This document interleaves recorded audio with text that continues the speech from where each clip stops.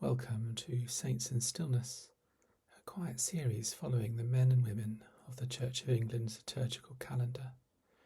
Tonight we come to the Venerable Bede, whose feast day falls on the 25th of May. He was a monk who spent his entire life within the walls of a monastery in Northumbria, and yet his influence has reached into every corner of the English-speaking world. He is the father of English history, and one of the greatest scholars the medieval church ever produced. Before we come to his story, let us simply sit with who he was. Bede was born around the year 673, near Monk Wearmouth on the coast of Northumbria. When he was 7 years old, his relatives gave him to the monastery, and that was where he stayed for the rest of his life. He was ordained deacon at 19 and priest at 30. He never sought recognition, never travelled far, never rose to any office of power. His world was the monastery, the library, and the written page. And within those books, he built something extraordinary. Wearmouth Jarrow became his home, his school, and his life's work. The monastery at Wearmouth Jarrow, where Bede lived, held one of the finest libraries in all of Northern Europe. Abbot Benedict Biscop, who had founded the community, made journeys to Rome and across Christendom to gather books and bring them back.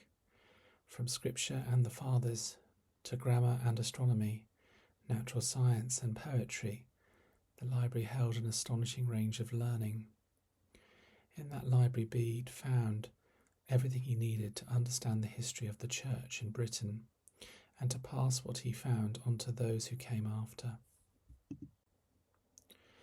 Bede, all in all, wrote more than 60 works, biblical commentaries, scientific treatises on the reckoning of time, lives of saints, hymns, and above all, his great history.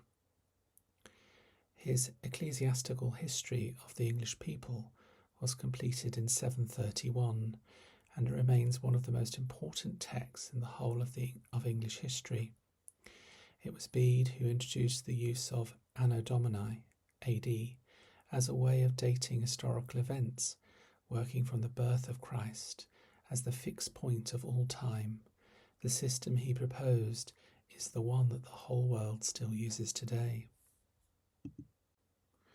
Of all the passages in his Ecclesiastical History, one has become perhaps the most loved.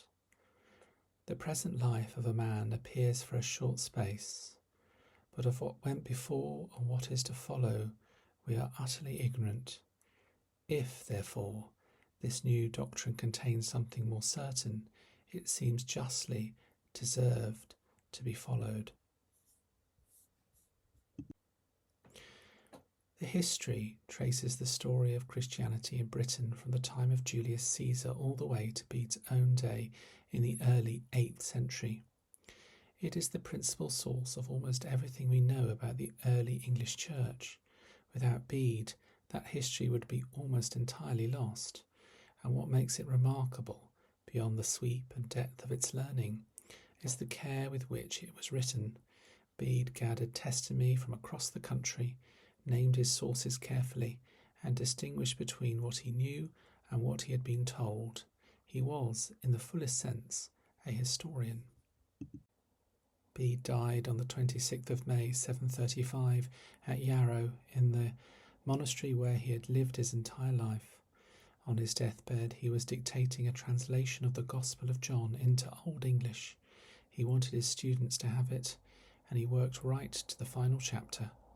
When the last sentence was spoken, a young monk told him it was finished. Bede said, "It is finished. You have spoken the truth."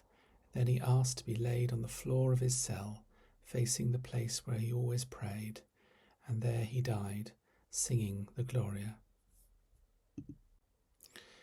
Here is another passage from Bede's Ecclesiastical History that again has resonated and echoed through the centuries. I, Bede, servant of Christ, was born in the territory of Wearmouth, and at the age of 7 was given to be educated by the monks. Ever since, I've spent my whole life in that monastery. In the common worship calendar, Bede is commemorated on the 25th of May as monk at Jarrow, scholar and historian. His feast falls the day before the anniversary of his death.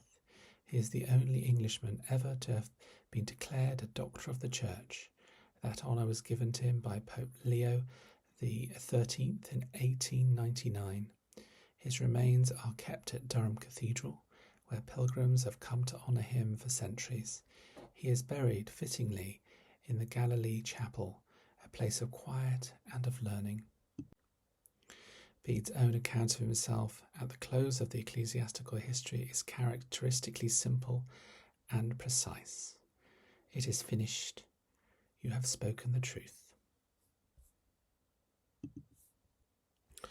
What might Bede offer to those of us seeking to live faithfully today? Perhaps this, that a life given entirely to one place, one community, and one task can still be a life of extraordinary reach and depth. Bede never left Jarrow. He never sought influence beyond his cell and his page. And yet the words he wrote in that cold northern monastery shaped the understanding of an entire civilization. His faithfulness was local, particular, and patient, and it turned out to reach the whole world. The texts on screen are good places to read further. Thank you so much for being here tonight. Next time we come to Augustine of Canterbury on the 26th of May. Good night and God bless.